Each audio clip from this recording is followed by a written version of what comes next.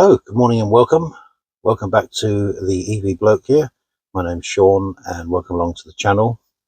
And yeah, so today I just want to give a bit of an update on something which I've been doing kind of in the background really.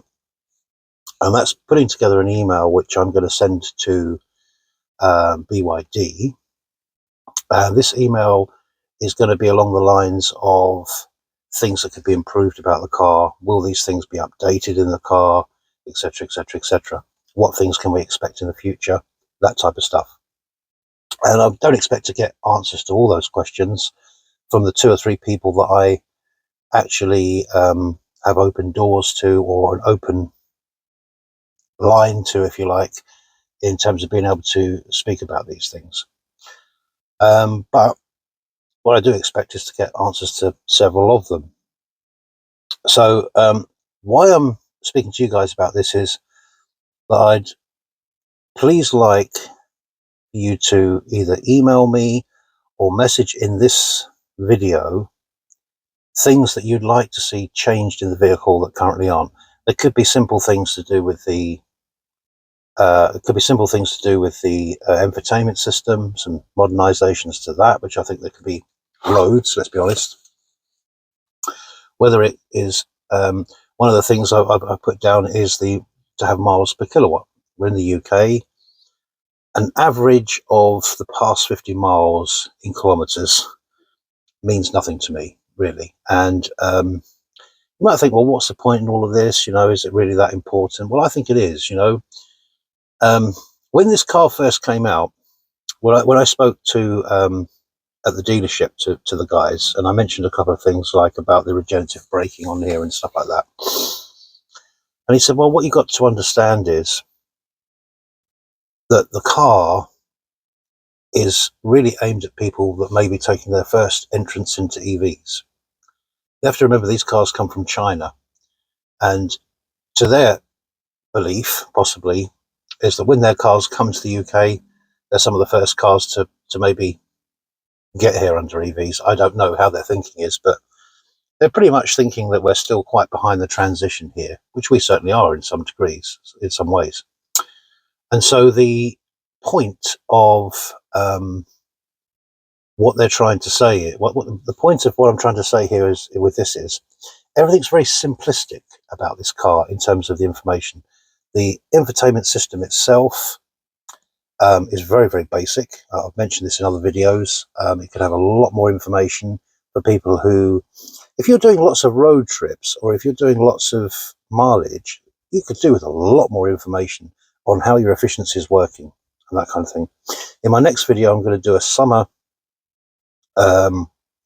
charge test. So we'll see how long it's taken us to roughly get to 80% or whatever.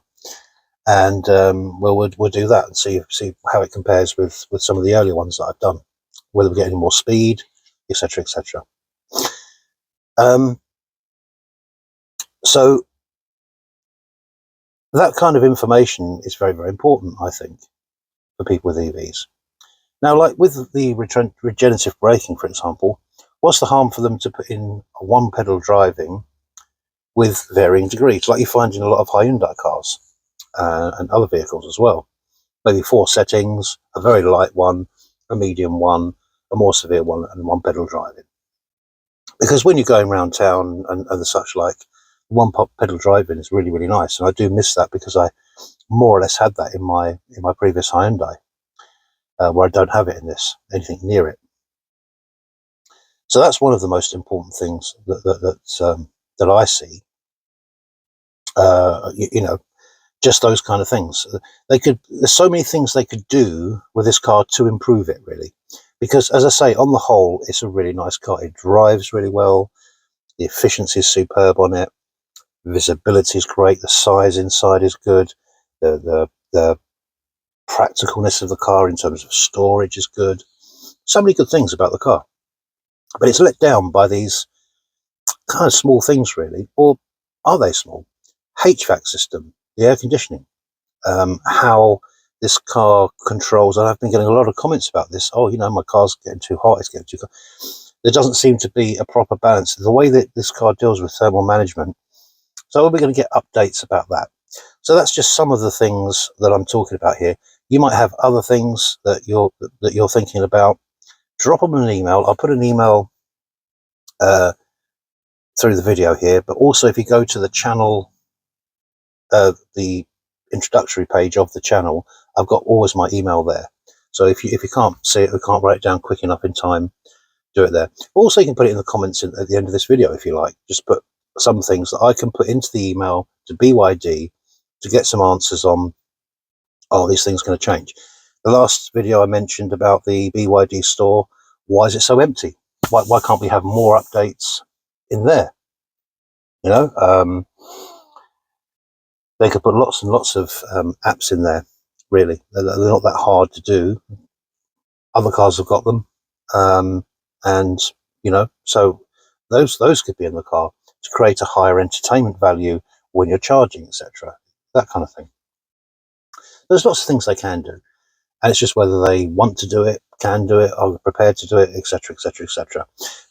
Depending on what they opened up the hardware for, is what they can use for software. If you take a Tesla, pretty much most things, quite a lot of stuff can be changed. The hardware use can be changed by the software. So, you know, different feel to the brakes, a different feel to the acceleration, all sorts. They can do so much with that.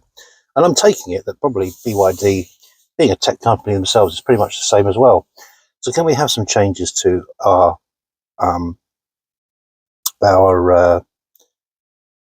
air conditioning? Can we have some changes to our regenerative braking, etc., etc., things like this, you know? Because I'm not really one for the baby EV adopters. Just give people the options. Why can't I have one pedal driving in here, as an example? You know, I've had it in a Hyundai that was a 2017, was made in 2017. You know, these things are not hard. So, you know, BYD setting themselves up to be one of the leading players. Well, if they're going to be that, they're going to have to step up on a lot of these, as I say, what we classify as basic functions, to me at least, you know. The charging pad, why does it get so hot? This has been a problem with a lot of cars for a long time. Why doesn't it have some cooled facility there, the way to cool the phone? What's the point of having a wireless charging pad? I don't actually use the wireless charging pad anymore. I just use the underneath, USB plug to charge up my phone if I need to in the car. But it just overheats, and it actually comes up on the dash. Disconnects mobile phone now overheating. So it's there, but it shouldn't be a gimmick. It should be there for you to be able to use it. You know, for me to just keep my phone up there. It's to hand when I need it, if I need it, and it's charging up the phone when I need it to. That's what the whole point of a charging port there. So these are some of the things I'm thinking about. You might have some more ideas. So in the comments below, or email me, blackmoresean3@gmail.com. I'll put my email up in the description. It's also in the main description to the channel, so you can contact me all those ways, really. So anything that you feel you would like to have changed in the car or improved on the car, or how long will we have to wait for some of these things, if they're in the pipeline at all, etc. And I will come back to you once I get a reply from the email I've got, and maybe some one or two telephone conversations I might have with one or two people as well, to just see what's going on. I've lost quite a lot of my stations, as I mentioned in previous videos, but the stations on here, the DAB ones, have gone through the last update. So is there a way we can get those back? A few people have been asking me about this as well. I've had a couple of messages about that. They've also lost them. So will we be getting them back in the next update, or how's that going to work? One of the problems for me is I'm in an area where my data can't always be used. It's in and out, because I live in the Cotswolds, which is obviously a very rural area with a lot of hills around. So you tend to lose your communication with the car via your data quite a lot. So things like maps, or the apps you got on Android Auto, in my case, or Apple CarPlay maybe in yours, they cut off. So to have the DAB radio is quite nice, because they tend to hold their signal much, much better. So I'd like those stations back, please, as an example. So yeah, I hope that gives you a flavour for it. Just a quick update. So if you can just do that for me, I'd really appreciate it. So just put in the comments, hi Sean, I'd like this, this, and this. Can you ask BYD about this, and this, etc. Just do that for me. And then, as I say, in a few weeks' time or however long it takes, I'll come back to you with what I've found out about that. So this channel, I've always said, is all of ours channel. This is a BYD Atto 3. Most of my videos are about this vehicle. And it could extend a bit to other BYDs as well, of course, because they're obviously pretty similar software, etc. But let me know, as I say, in the comments what you're finding, what you'd like me to ask them, and I'll be good to do it. So I'll leave it for about a week, something like that. Let the comments build up, and once I've got enough comments, then I will send off an email to BYD. I've got a few emails now, and a couple of calls I can make as well. And as I say, I will then feed you back. I'm rambling on now. So you have a good day, and yeah, let's hope we can have these cars improved a bit. There's nothing wrong with that. There's nothing wrong to expect that. That's the whole point of over-the-air software updates, is you can improve things in the vehicle. So let's see if we can get this vehicle. I can't say I'm just speaking for the UK because I have a lot of viewers from other countries.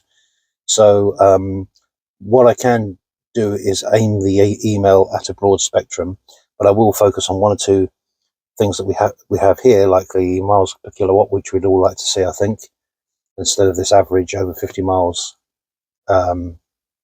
kilowatts ridiculous thing.